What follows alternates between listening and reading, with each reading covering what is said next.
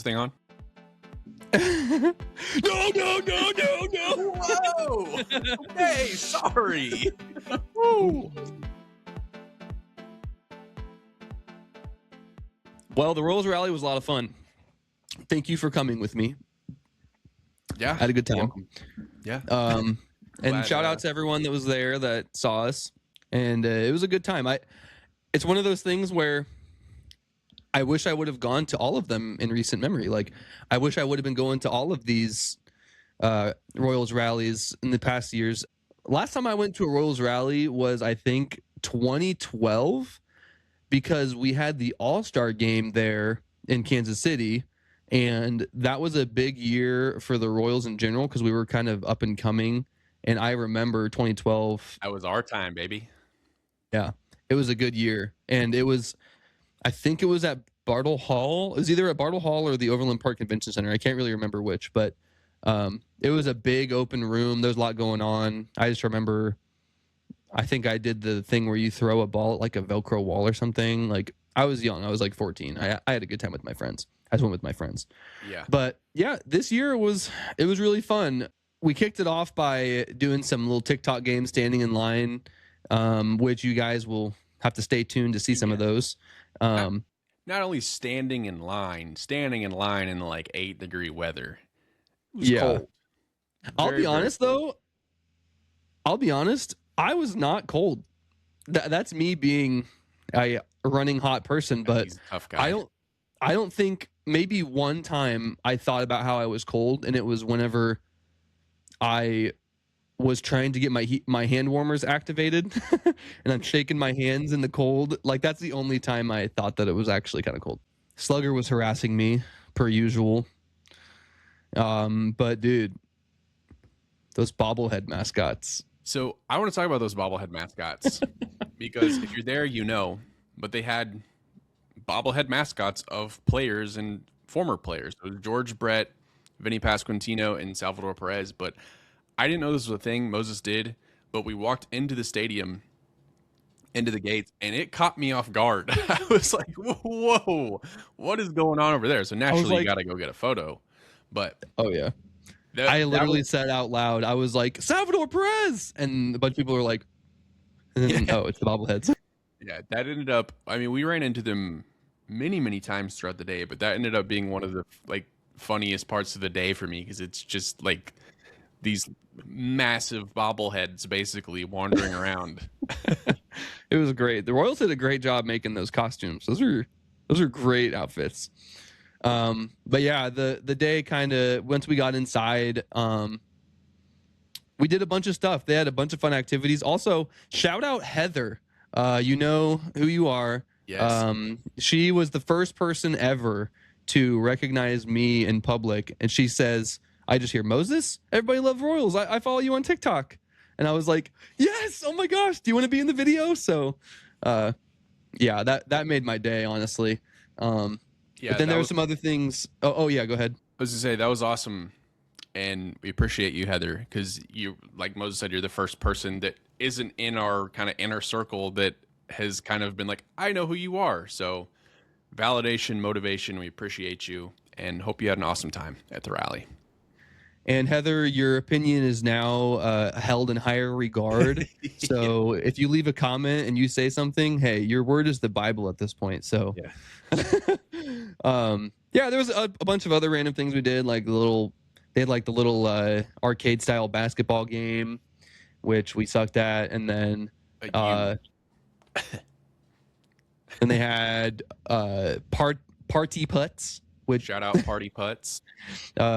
Nice little group of people. It's like a pop-up mini golf business, looked like. Fun little idea. I never would have thought of that. So we were a little better at that. Brandon won. He was like, I would say he was par, and then I was like -3 or something. No, you were +3. You were +3. Well, yes, +3. Which you explained wrong in real time, which made me look like a chump. Oh, good. Yeah. Anyway, so did that. I got a hole in one. Didn't get a hole in one on the last hole. Yeah, there was some rigged game that they had where if you get a hole in one in the last thing, you get like a free tote bag or something.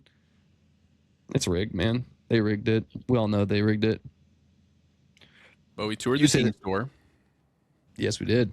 and They as had some always, really ugly hats. yeah, Royals, you guys gotta, whoever you're Well, letting design some of your hats, you gotta go back to the drawing board.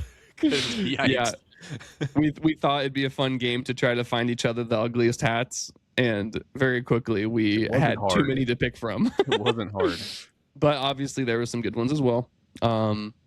The bobblehead mascots were back. They were hanging out in the team store, enjoying that heating because it was cold as frick outside. But there was a lot of fun stuff in there. I haven't been in the team store in a while. I think last time I was there, they probably had half the amount of stuff. Like the floor was full of stuff. It was packed.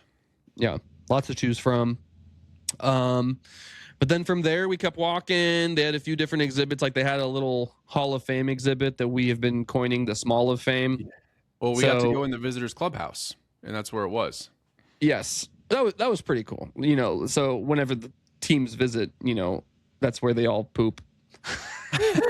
True. We found the bathroom. But yeah, no, it was the visitors clubhouse, and you kind of got to see how that was set up and get a little vision of what the players kind of do during the day.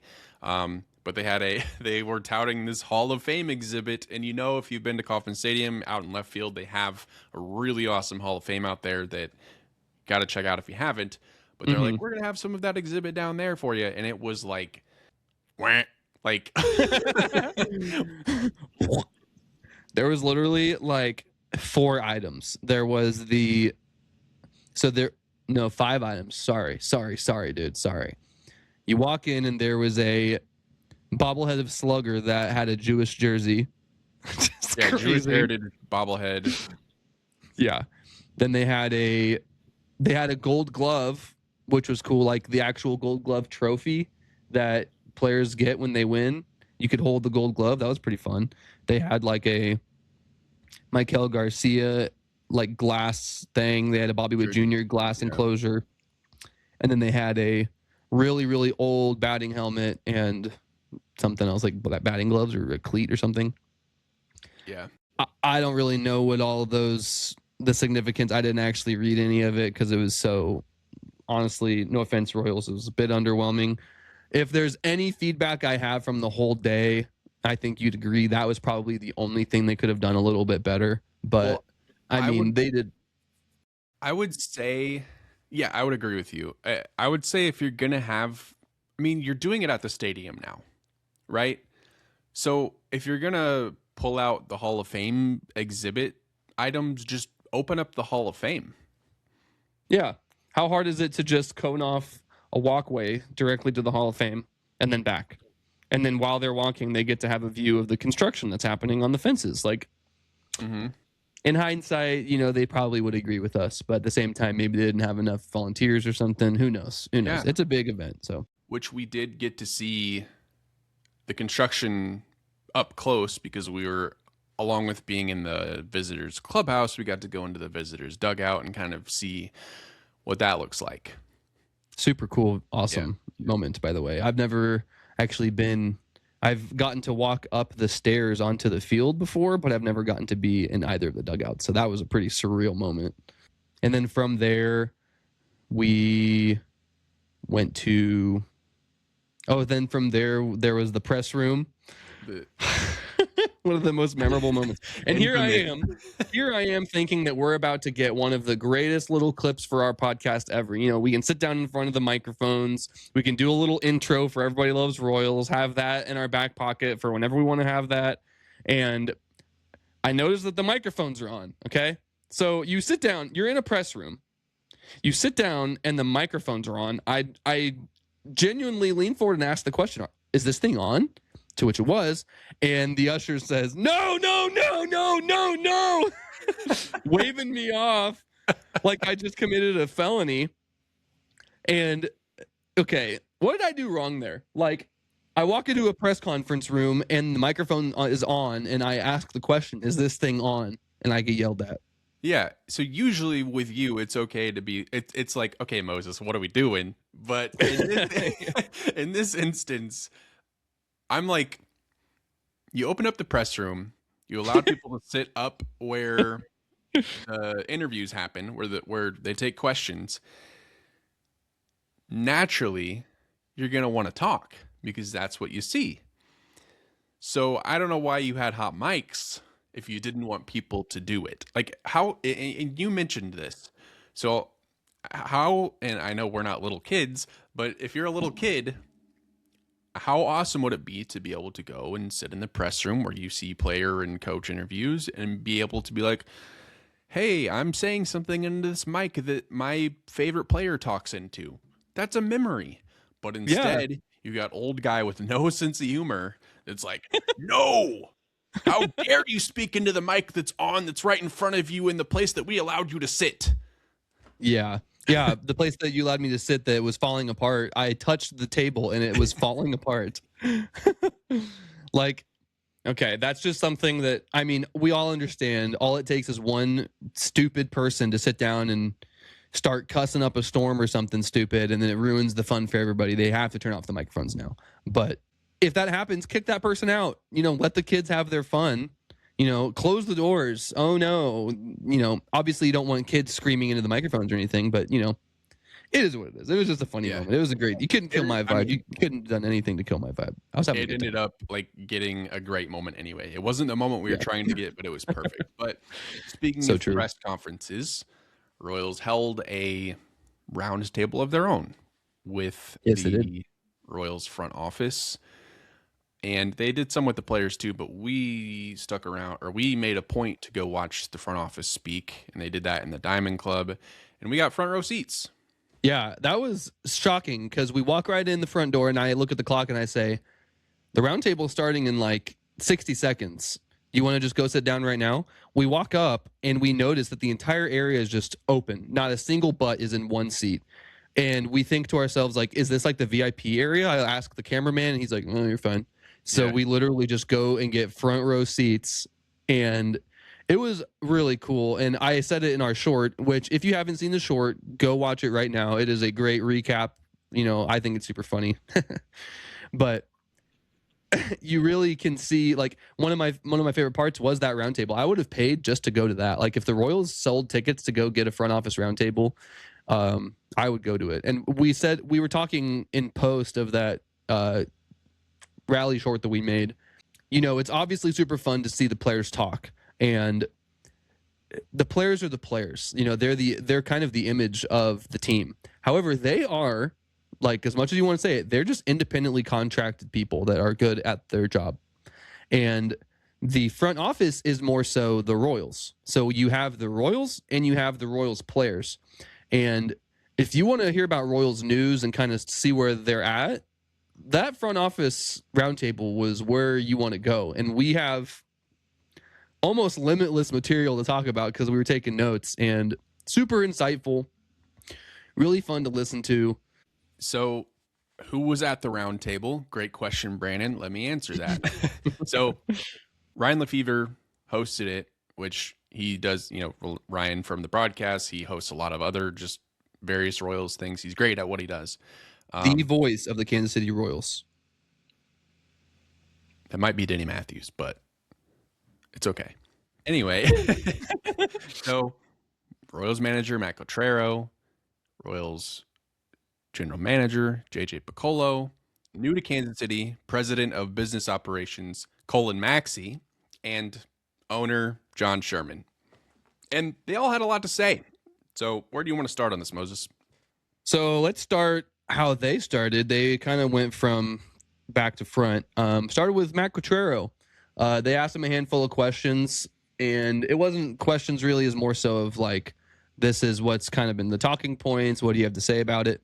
And one of the things they started with was Matt Quatraro being asked, it was a great season, all things considered. We're actually really impressed, but obviously it wasn't where we wanted it to be. But what do you have to say about last season? Just kind of give us your 20-second recap. And he basically just said, last year it was kind of defined by the injuries, with the starting pitching starting to dwindle down, with Bubic and Reagans, just those two. Like, how many games are we going to not win because those two guys are not pitching? And then with that, we also had a lot of depth problems in AAA. So we didn't really have many options to choose from. And it was kind of a tough season. They were able to battle it out a little bit, and, didn't battle it out enough. But those were the two talking points he kind of started with. But one of the things that Ryan Lefevre brought up was, you're watching the game, you get frustrated because we get players on base. It looks like we're about to have a big inning, and out. Or we just don't get a single run off of bases loaded. Like, I texted you so many times saying bases loaded, nobody out, and we don't get a single run. This team sucks. Like, that's basically the gist of my text. And he was asked about that. And, that's kind of why some of the offseason acquisitions with Connor Dawson and Thames, our new batting coaches, bringing in these new people to kind of get a new idea and oversight, looking into batting and how to get on base. But yeah, one of the things Matt Quatraro said was the decision to swing and not swing is one of the things that is tough for a baseball player, because you're getting crazy pitches and you don't know what's coming, and the decision to swing or not to swing. He also called out a handful of his own decisions, pulling out pitchers early when he could have left them in, or vice versa, leaving them in too long when they should have been taken out when their pitch count was getting high. And you know what? That's okay for Matt Quatraro, because according to that fan that asked him a question, he's going to be the greatest manager in Royals history when it's all said and done. I have a question. Yeah, you over in the left. So you're already, in my book, going to be one of the greatest managers of all time in Royals history. Dude was starstruck. It was kind of nice seeing Matt Quatraro have a little bit of self-awareness. Everyone is happy with that. And something that we always talk about, we've said it many times, is when there's something wrong, the Royals actually do something, whether it's a coaching decision or a managerial, something that JJ Piccolo does. But with that, JJ Piccolo doing something, next in line was JJ Piccolo. And he started it off, Ryan Lefevre said, it seems like this offseason has been one of our more busy off seasons. And JJ says, yeah, this is kind of the off season of extensions. So looking back, right off the gate, after the season ended back in November, we extended Salvador Perez to a 2-year extension. If you want to hear more about that, go check out my really crappy produced very first short I've ever made. It's like one of the first we ever did. Yeah, check that out. I go into a little bit of detail.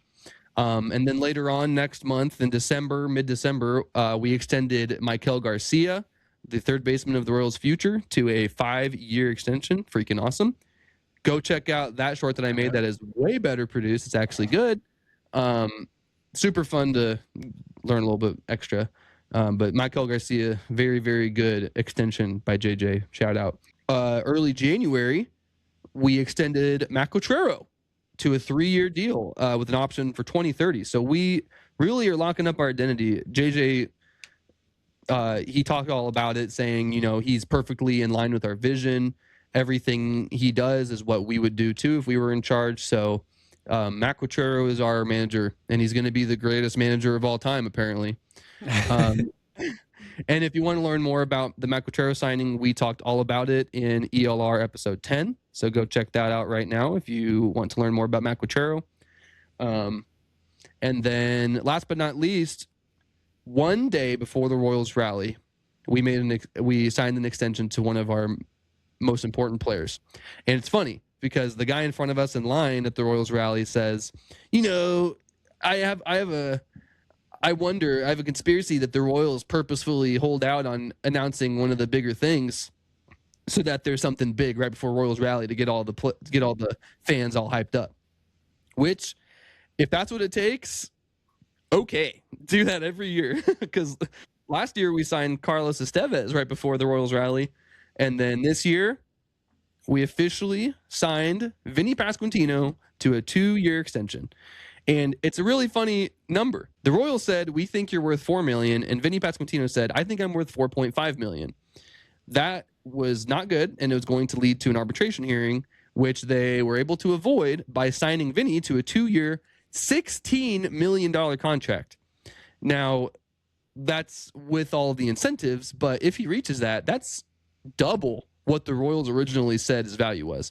So makes me think that they were heading towards an extension already. And, if Vinny would have said $500,000 less, then the Royals would be saving an extra $4 million this year. But getting him locked up for a couple years, great work, JJ. Yeah, no, I agree. Buying out his first 2 years of arbitration, just getting that out of the way so we don't have to do the same song and dance next year, and then addressing it heading into the 2028 season again, I think makes a lot of sense. Because then, like, you get there and you're like, okay, do we extend Vinny, or, you're not going to like this, but do we extend Vinny, or is it, well, we really like the way that Jack Caglione has been developing and he's a natural first baseman.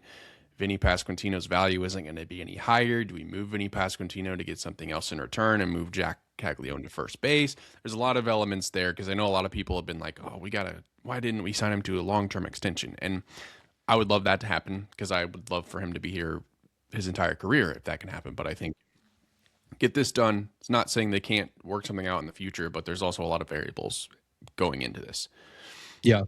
And I would like to point out that I am basically a general manager, because one of my insane hot takes before we even started the podcast was extend Carter Jensen. Hasn't happened yet. He's a little baby boy, so he'll be there eventually. Extend Maikel Garcia, best third baseman in the MLB, according to me, and then extend Vinny Pasquantino. So we got 2 of those down. We just got to see what Carter has in the tank. And it's funny. Each of these players, Maikel Garcia had his breakout season last season. Vinny Pasquantino, he's kind of a household name because he's been with us for 4 years, but last year was his only full sample size of what we can get out of Vinny Pasquantino. And we would even argue it was a down year for him. He had multiple months where it was almost no productivity. June is kind of what we all point at. They all had the worst June ever. Didn't happen. And even with a down season, and the reason I say this is I expect these numbers to go up a little bit, especially with the fences coming in at Kauffman Stadium. That's half of their season. They have more access to home runs and things like this. But just looking at some of his numbers real quick, last season he had 164 hits, 33 doubles, 32 home runs, 113 RBIs, 49 walks. He had a batting average of 264, 323 on base percentage. OPS was 798. And I'm really happy that we have this bat on our team for the next 2 years. It was kind of a big point that they were trying to make during the fences being brought in conversation. And, we'll get into this in a second, but one of the questions that reporters would ask is, does this fences moving in give us an indication of what's going to be happening in our future stadium? To which John Sherman would answer, no, like this is specifically Kauffman Stadium. We're here for 5 years. We are starting to see what our team is going to be for the next 5 years. Yeah. This is a direct result of who we think we are and how do we improve now. And I think Vinny is probably, I think there was 2 names that was on the list of like kind of looking ahead at projection of who's this going to affect most. It was going to affect Bobby Witt Jr. and Vinny Pasquantino the most. Let's talk about the trades that JJ Piccolo made this offseason, because he kind of elaborated on some of that. So if you want to get into what they've done. One of their first big trades that they made was they freaking finally got rid of Angel Zerpa. And in doing so, they were able to acquire Isaac Collins, who is most likely going to be one of our starting outfielders, and then Nick Mears, a relief pitcher. And touching on that trade, he instantly said, well, we got rid of Angel Zerpa. We are now down a pitcher, so they went and traded and acquired Matt Strum, who has been here before, but he is another high-leverage, really good relief pitcher. I would argue so much better than Angel Zerpa. So we were able to get rid of Angel Zerpa, which is addition by subtraction, and we bring in a probably future starting outfielder and a upgraded pitcher. Something that JJ Piccolo touched on that we didn't even think about before. But when they brought in Isaac Collins, he's a switch hitter, and that's something that we haven't had in a couple years, at least not that off my top of my head. And the ones that we've had are not memorable because they're probably sucked. And like, no offense, but that's how it is. And Isaac Collins was in the rookie of the year conversation because he was actually pretty good. And he is kind of an on-base machine. JJ Piccolo was mentioning that it's kind of the Royals' identity to get on base. And since Isaac Collins is actually so good at getting on base, having the utilization of a switch hitter, being able to plug him whenever you need to. If he's not in the lineup at first, you can bring him in whenever you need to because he's switch hitter and he can get on base. It doesn't matter who the pitcher is. So that's kind of a coaching thing that we never really looked into, like how good it is to have a switch hitter just in your back pocket. And you're also getting an on-base machine, which is something that the Royals really, really like to have. I want to move on to Cullen Maxey. Because he had some of the most interesting stuff to say regarding the fans, and Moses made a pretty awesome short about him as well, so you can check that out. But one of the big kind of talking points, and this unfortunately has been a thing basically every year for the last 4 years, is where am I going to watch the Royals play? Because you had the Fox Sports Kansas City moving to Bally Sports, moving to FanDuel Network. Now, FanDuel is likely going to go away, and it was, where the heck am I going to watch the Royals? And we're listening to Cullen Maxey talk about TV and what that looks like. And he was with the Arizona Diamondbacks for 20 years and was one of the first teams to do a deal with MLB TV and have MLB kind of handle that coverage. And he said it without saying it that the Royals plan on kind of going that route. And then Monday the 2nd, the Royals officially announced, along with pretty much every other team that was in the same boat, that we're going to be doing a deal with MLB TV. And it's awesome because one, it I think opens up possibilities a little bit more. So one, they're going to have the direct to consumer. It's going to be $100 a year. Which is like games. $60 or $70 cheaper, by the way. Yeah, it's cheaper than FanDuel. If you have satellite or cable, it will be on there. And the biggest kind of thing that Cullen Maxey talked about was he wanted the stability, the no disruptions. And with FanDuel, you couldn't guarantee that the Royals were going to sign a deal with them and the next day them go under, and then all of a sudden you're scrambling trying to figure out where you're going to be. If you're going to do a deal with MLB.TV, that's obviously the league. You're not in any fear of the fans missing out on Royals games. So very excited to see that. That's kind of what I wanted them to do last year before they were doing FanDuel. So I'm glad that they finally did it this year. Along with that, I know a lot of questions, if MLB TV, if $100 a year isn't in your budget, there's going to be a select number of games to watch on just local television like they did last year. They're going to have a 10-game package, whether it's on KCTV5 or on Channel 62. Still have that, including opening day. So opening day is going to be accessible to literally everybody as long as you have an antenna and a TV in your house. So yeah. And there's also there's like 2 or 3 nationally televised games. If you have FS1, I'm pretty sure we plan FS1 a handful of times, and then actual like Sunday night baseball or something, Saturday night baseball. I think we might play 1 or 2. So you'll get if you can't get the full season, you'll still have access to some games, which is awesome. Yeah. But so far, obviously, it's been 2 months, give or take, since Cullen Maxey's been on board here, but he's not messing around. Yeah. He's able to get, like, one of the things we always mention is how can the Royals and the MLB be the second best and most prominent sport in Kansas City? And I think Cullen Maxey kind of has the vision. He's the president of business operations, so there's a whole bunch of business related things that he's going to have his fingerprints on. So having TV deal, and then he's kind of looking at other economic things that he can do to help the Royals be the second biggest team in the city. But I've been really excited seeing what he's doing. And, even with the stadium conversation, he's already been a part of helping eliminate some options. And with that, last on our list of the roundtable was John Sherman. So why don't you tell him about what John Sherman had to say? First off, John Sherman, I owner, CEO of the Royals, he was kind of the guy that I'm like, the looming question is where's the stadium going, and who's better to ask than the owner of the team?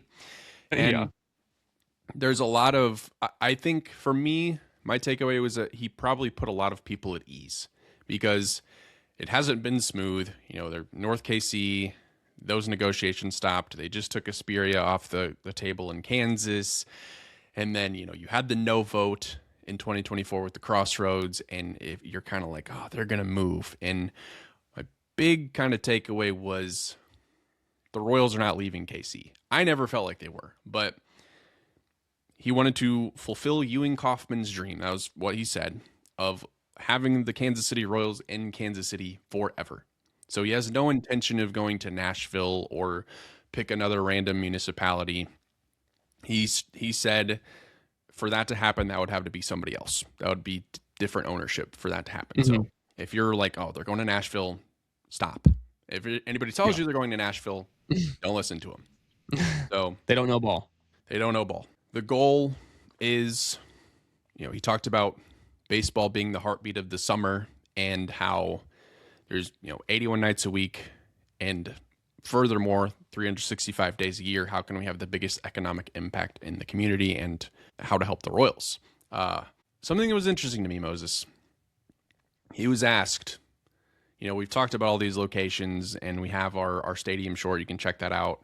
That kind of goes over all the locations that have been brought up to this point. Someone asked him, hey, do you like the East Village or do you like Washington Square Park better? And correct me if I'm wrong, but the Royals have not publicly talked about Washington Square Park to this point, right? Well, they hadn't endorsed it. They hadn't even really mentioned that is an big viable option. It's been the city. It's been Quentin Lucas saying, hey, we do have this property. This is a great spot next to Union Station and Crown Center. And they're the ones saying, hey, we own this land. We won't have to go to a vote. Like there's a bunch of city and state talking of that, but not the Royals, not yet. So he was asked, East Village, Washington Square Park. And he, cryptic, I can't really tell you because it's not finalized or it's not set in stone. There's still a lot of moving parts. And this is a grain of salt because things can change a week from now. But I found it very interesting. He said, we're doing more work towards Washington Square Park than we are East Village. Stuck out to me. And I kind of hope they go that route if they do. Obviously, next week could be we're leaning East Village because of X, Y, and Z. But I thought that was interesting and worth mentioning. Yeah. I think it's so fun and fascinating to talk about because for us, we are the fans. We are the consumer. We're the ones that have to go downtown to actually watch the games. We have to go downtown to, consume and use the things that they're going to be making, whether it's, a baseball village with a bunch of stuff or if it's restaurants or whatever. And my big question, of the two places, what could have the bigger economic impact of them being able to build more things that's not just the baseball park? They've been very vocal. Cullen Maxey said it when he was talking during the roundtable, and John Sherman said it while he was talking during the roundtable, that this is a 365-day endeavor that they're going into. They're trying to figure out how the Royals can make as much money as possible from this project. And of course, 81 nights per year, there's going to be 20 to 30,000 people, because we just looked, the average Royals attendance this last season was about 21,000 people.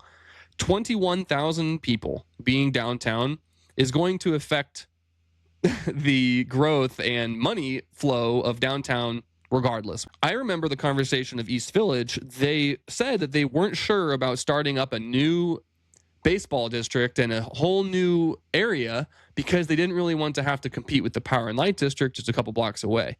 And I feel like that's going to be the same conversation with Washington Square Park. I don't know if they're kind of abandoning that dream or if they just have a different vision than we have, because Cullen Maxey built an entertainment district in Arizona connecting the Phoenix Suns arena to the Diamondback Stadium. There's a whole area there with a bunch of advertisement. There's little areas for photos. There's like a little hub that has restaurants and party zones and everything. And that's kind of what I'm picturing. I think like dream come true would be something like the Busch Stadium, where they have like their own Power and Light District built in to their stadium. But with Power and Light District right there, I think they kind of want to utilize that and push fans to visit there too. So I'm kind of like, I'm all over the place when I think about it. Getting into the Washington Square Park area is kind of tricky sometimes, but with the streetcar running right down Main Street, having better accessibility, which you talked about in our most recent short about the stadium, so go watch it if you haven't seen it. Great visualization there. Visualization. Yeah. Visual aid. That was good. I think that the Royals, they wanted to go to the Crossroads. Nobody wanted them to go to the Crossroads that were in the Crossroads. And now they're kind of having to just... Crossroads. Some businesses went out and closed down. Yeah, it was really telling. You know, they're kind of saying it without saying it. You know, Cullen Maxey touches on, we want to have no disruptions, and then the best platform available to them, MLB TV, picks them up. And then John Sherman says, you know, we're kind of doing more work to Washington Square Park. I kind of feel like they're leaning towards that. So we'll see. Yeah, I think when you think of, you know, if your concern is displacement of businesses and residents, right? That's valid. If you go to Washington Square Park, you really don't have any of that, because we talked about it. It's just a big open park. You'd have to move that statue, and the Blue Cross Blue Shield is right there, but they're leaving, so they're gone already. Everybody by the way, wins. So you plop the Royals Stadium right there, and parking is not an issue. I have to get on my parking soapbox real quick, Moses. Parking is not an issue. That's been one of the concerns, and I can't. I have to say it. Yeah, you're right. You won't be able to just park next to the stadium in all likelihood, like you do now. Mm-hmm. But there's all kinds of parking down there. There's got to be like 19,000 spaces or something ridiculous down there. And you mentioned the streetcar. The streetcar line got expanded, so it's River Market to the Plaza. So literally, get to know your city, get familiar with it, find a spot you like along the streetcar line, park there, hop on the streetcar. It's free. It'll take you right to Washington Square Park. It'll take to Union Station, but right there. Get acquainted with your city. Parking's not an issue. That's all. I can't do it anymore with the parking. Yeah, it'll be fun. It's a challenge for some people that haven't done it, for sure. Like, I've only ridden on the streetcar like 2 or 3 times, and it wasn't even for me to be doing it. I was working, and I was on the streetcar for advertising purposes. It's so convenient. Yeah, it's pretty convenient, and they're going to have more streetcars going. You think they're going to only have like 2 operating? No, that's not how it works. They're going to be making more if the Royals move there, of course, and they already are in growth right now.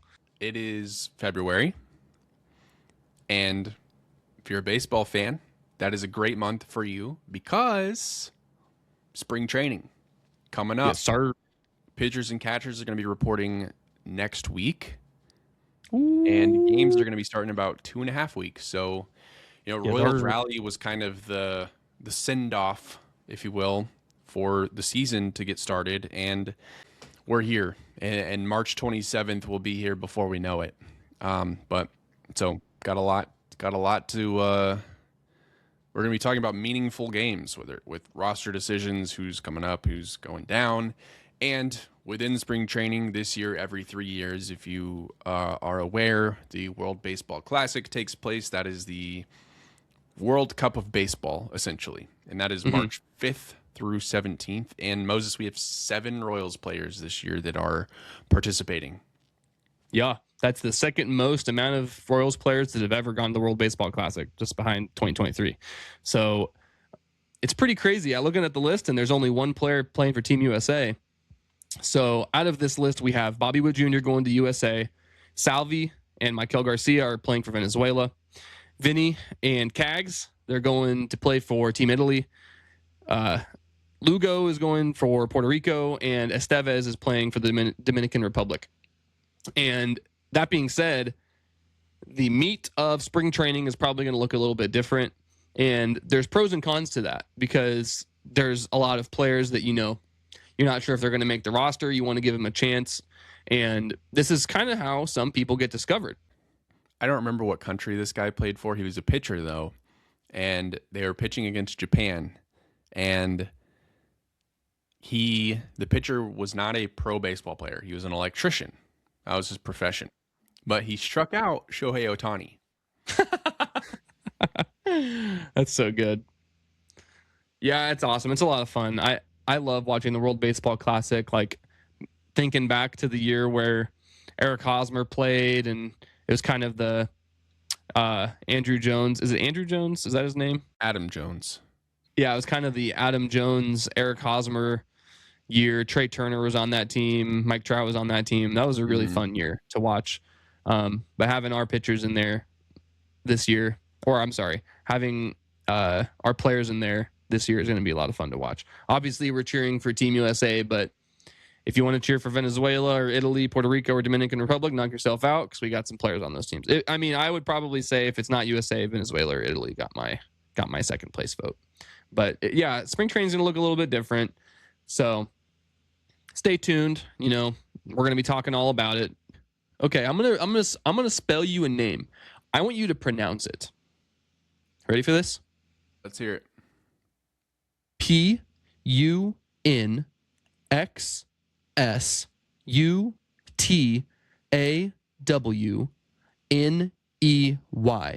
How do you pronounce that name?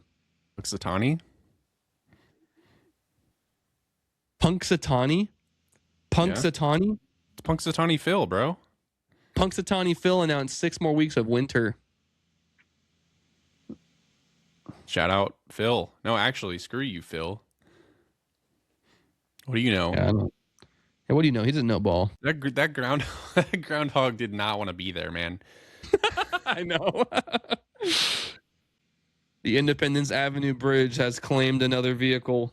Dude, that vehicle got destroyed.